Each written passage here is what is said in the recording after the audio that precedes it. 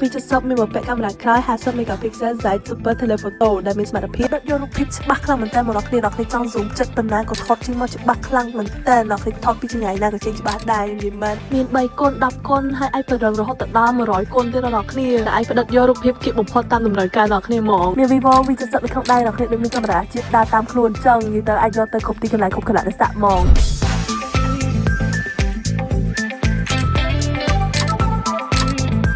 ឃើញហុកចេញមក quality ច្បាស់អញ្ចឹងណាមានបានប្រើកាមេរ៉ាអីទេគឺថតចេញពីកាមេរ៉ាទូរស័ព្ទ Vivo V70 ហ្នឹងណាដែលទូរស័ព្ទហ្នឹងដែរគឺផ្ដោតទៅលើកាមេរ៉ាស្អាតហ្មងកាមេរ៉ាក្រោយរបស់ទូរស័ព្ទនេះណាគឺបានបំពាក់នៅកាមេរ៉ាក្រោយរហូតដល់50 megapixel size Super Telephoto និងកាមេរ៉ា selfie ក៏ដូចគ្នាដែលអាចផ្ដិតយករូបភាពបានច្បាស់ល្អហ្មង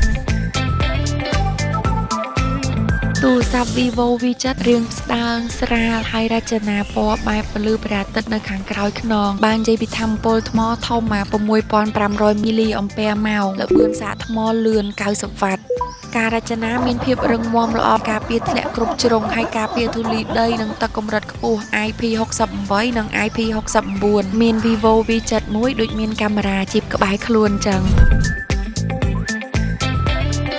Vivo V70 FE នេះឡើងស៊ីវិល័យរាងស្លឹមស្រាលជាមួយនឹងផ្ទៃខ្នងមានពណ៌ស្វាយរលោងចាំងជាមួយនឹងសោភ័ណភាពផ្កាដ៏ប្រណិតហើយភ្ជាប់មកជាមួយនឹងកាមេរ៉ាកល200 megapixel ហើយនេះគឺជារូបថតដែលខ្ញុំថតបានទោះបី zoom ក៏រូបភាពនៅតែច្បាស់ល្អដែរ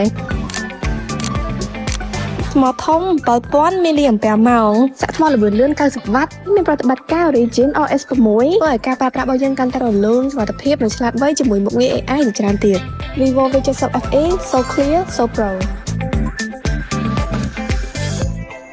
Vivo